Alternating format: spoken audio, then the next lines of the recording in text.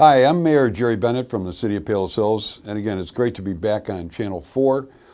It's been a while, but since the last time when we talked about moving or seeing the light of the tunnel with the pandemic, today obviously I'm here with great news that we've all entered Phase 5 in the state of Illinois, and everything is back open. I know the last year has been just a terrible year for all of us. The isolation that took place, the events that we couldn't go to, and I'm here today to announce that Palos Hills is open for business, and it starts this summer. We're very excited to announce that the City of Palos Hills will have its Friendship Fest. It's coming up on July 8th, Thursday, running till Sunday, July 11th. And all the events that we've had in the past, obviously skipping last year, are going to be back. We have a great carnival. Our residents are eligible to procure a mega pass for $40, which is good for all 4 of those days of the fest. And obviously, if you've done it in the past, it's a great bargain. It can be used all day, all 4 days. Those passes will be available at our community center, and you can purchase those up to a day. I think it's the day before the fest opens up for $40. If you miss out on that, you can still show up at the fest itself on any one of those days and purchase a mega pass for $50. But the great news is that the return of free entertainment. You know, we've had this event for the last 40 years at Moraine Valley Community College. We're so fortunate that the college has cooperated with us on our annual event. There's over 3,500 parking spaces. It's all free. The fest is free to walk in. You can go there and not have to spend a dime if you don't want to. But we're really excited about people finally having to get a chance to get back together in a great event, a great tradition for this city. The fest, our neighbors, that's why we call it friendship, our neighbors getting together, maybe certainly over the last year have not seen each other, and it's a great opportunity, and it's a great gathering for our younger people who kind of use the fest as a reunion for friendship throughout the years, going to Stag or some of the other schools in the area, and to get a chance to come back and enjoy 4 great days of entertainment.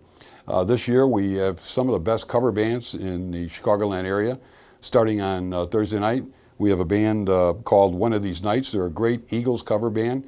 We heard about them. They will start off our entertainment on Thursday. On Friday, we will begin at 7 o'clock with the Chicago Experience. We had them last year. They're a great Chicago cover band, and they'll be followed by, again, we bring back Infinity, always a popular group. They do a great cover for the Journey group. Saturday, we have, starting at 6 o'clock, we have the Ron Burgundy Band, and I know they're pretty popular in the southwest suburbs. If you haven't seen them, you've got to go. They're so entertaining. They also do 80s and 90s cover, great fun group. And again, for probably now the 12th year, we bring back American English for the closing on Saturday with their group coming at, I think it's at 9 o'clock. And obviously, if you've seen American English, they're a great Beatles cover band. We conclude Sunday with a couple of newer bands that we've bringing out for the first time, CK and the Gray Band, and a cover band that also does pop and rock in the Chicagoland area.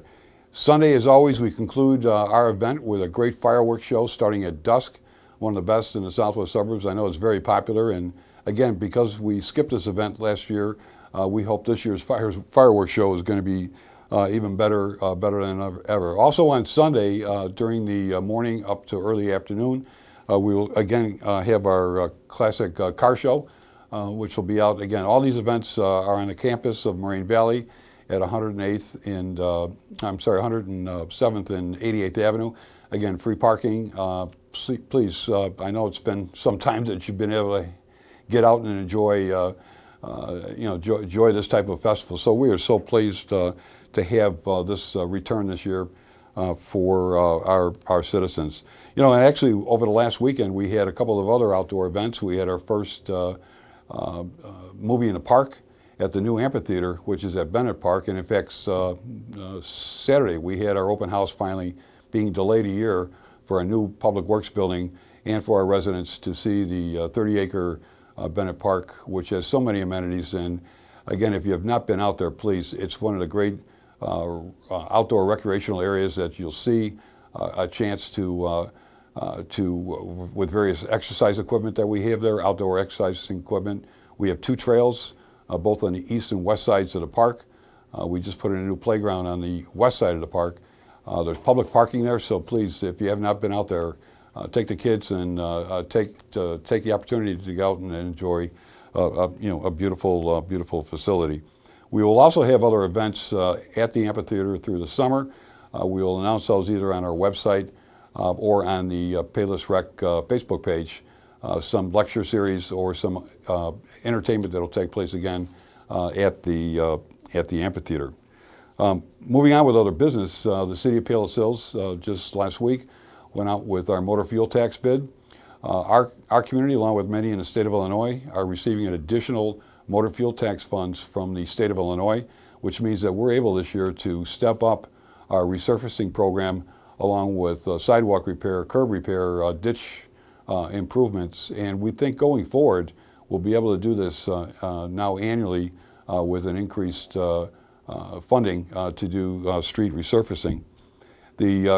Unfortunately, the Roberts Road project, by the time this airs, we are hoping that it is going to be completed. That was a county project that unfortunately one of the subcontractors from the county went bankrupt, and they had to bring in a new crew to do some of the subsurface repair work. But they are moving along quickly now as I speak, and we're hoping that again within a couple of weeks that project will be, the final resurfacing will take place and that street will be reopened. This year we should complete the engineering on the improvements at 111th and Roberts Road with a new right turn lane going westbound on 111th Street, along with some other improvements to lane widening as you approach that intersection. And also we will be putting streetscape on all 4 of those corners. So that project will probably go out to bid, we hope, this winter, and next late spring, summer, that improvement will take place. Our Public Works Department is also in the process of working with the Metropolitan Water Reclamation District and Cook County on a major flood relief program that we have been working on, honestly, for the last 10 to 15 years. It involves an area in the 4th Ward, or basically around 99th Street to 103rd Street, from 82nd Avenue to 78th Avenue, which is one of the lowest areas in the city as far as the floodplain is concerned. Roberts Road, which carries most of the stormwater from that area over to Lucas Ditch, has been undersized from the day they built it.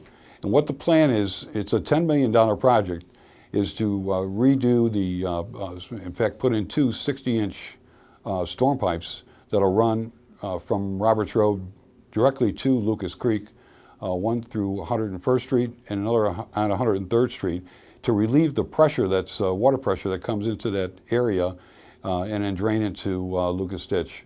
Again, it's about a $10 million project. The district is picking up about 60% of it, the county a portion, and our portion we've applied for 2 grants, and we hope to get word on that funding by this late fall, early winter. The idea is to attempt to go out to bid this winter and start that project possibly as soon as next year. By making that relief take place with with that area, we're hoping that many people, there's almost over 400 homes that have to have flood insurance because they're living in their homes, they're in a floodplain. And with this project, we're hoping that the FEMA will come back in, redo the maps, and take those homes out of the floodplain, and therefore not have to pay that type of flood insurance, which I know is very, very expensive. So we're excited about this project. Again, if everything falls into place, that project possibly could start as soon as next year. So it's a major improvement to the area, which again, we thank the partners, the district and the county, for participating in that and allowing us to again bring flood relief to that area. The building department continues from last year. This spring and up until today, we have had a tremendous amount of new permits come in, both commercial and residential. Many people, obviously, from last year are continuing various improvements to the property, along with new homes that are going up. There are some older homes that are being torn down, and new construction is taking place with those homes.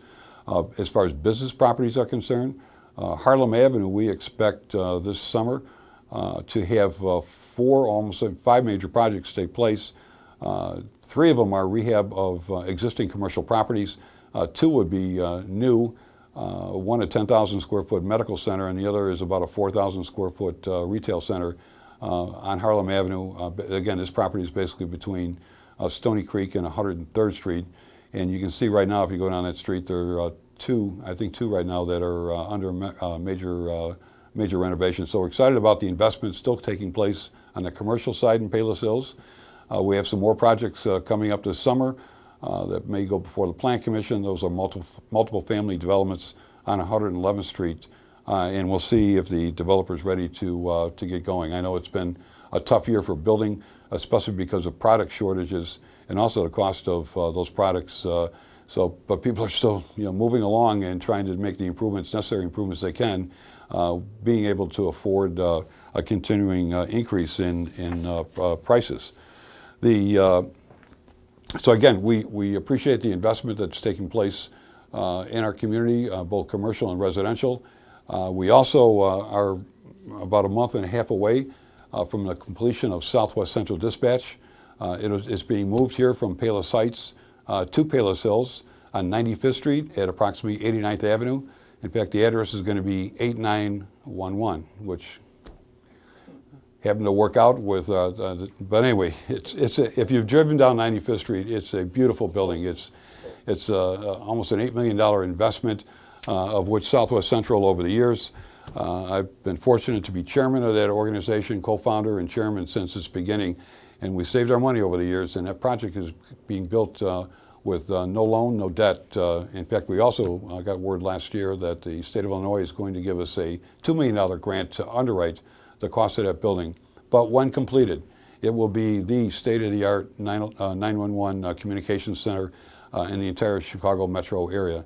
Very proud of the ability to bring that to not only our residents, but Southwest Central is shared by 10 other communities, and the mayors and presidents of those towns, their fire departments, have been great in cooperating in getting this project off the ground and getting it complete. Again, we hope by about September 1st we'll be able to move into that new facility.